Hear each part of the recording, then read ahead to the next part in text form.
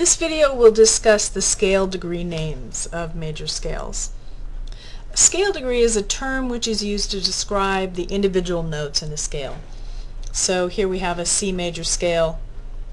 The first note is the first scale degree, the second degree, third degree, fourth degree, and so forth. The C at the beginning and the end of the scale are both considered the first scale degree. Each of these scale degrees has a name, and these names should be memorized as soon as possible.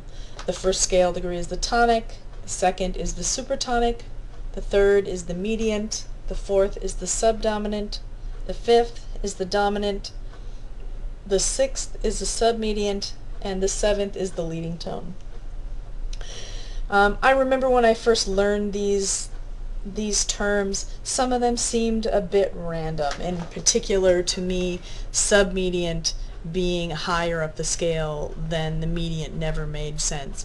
But the explanation I'm about to show you helped me understand why this was so.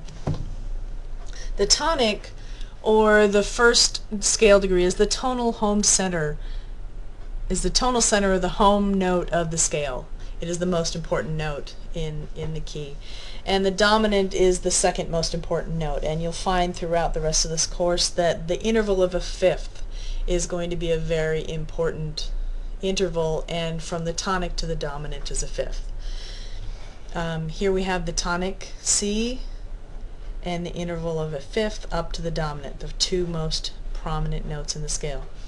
The subdominant, the third most important note, is a fifth below the tonic. So we have the dominant above the tonic, the subdominant is a fifth, the same interval as the dominant, below the tonic.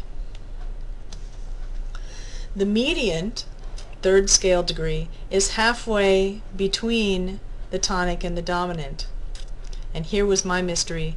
The submediant is halfway between the tonic and the subdominant. So that's where the submediant term comes from.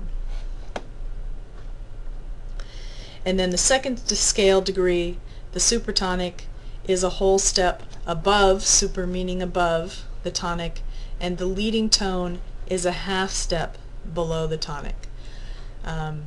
Differing intervals there. An interesting note that when we look at minor scales, there actually will be a subtonic, which will be a whole step below the tonic. But for the major scale, there is not a subtonic. We have a leading tone. So here's a graphic that shows all of those relationships. It's a good idea to practice writing scales from notes other than the tonic. For example, if you have E as the subdominant, you need to figure out what is the tonic of that scale. So E, the subdominant is the fourth note, so you know that from the fourth down to the third is a half step, third down to the second, whole step, and a whole step. So if you go down half, whole, whole, you should arrive at the tonic of that scale. And so E, down a half step, down a whole step, down a whole step. So E is the subdominant in the B major scale. And you should be able to work through this pattern from any scale degree starting on any note. It's also a good idea to figure out what is a scale degree from the given tonic. For example, what is the submediant of the G major scale? Again, you can go back to the pattern of whole steps and half steps in the major scale, work your way up the G major scale until you get to the sixth note. So from G, whole, whole, half, whole, whole. So we know that the sixth note of the G major scale is an E. But you can also work backwards. If you're near the top of the scale, it might be more efficient to work from the upper tonic down a half step to the leading tone, down a whole step to the submediant.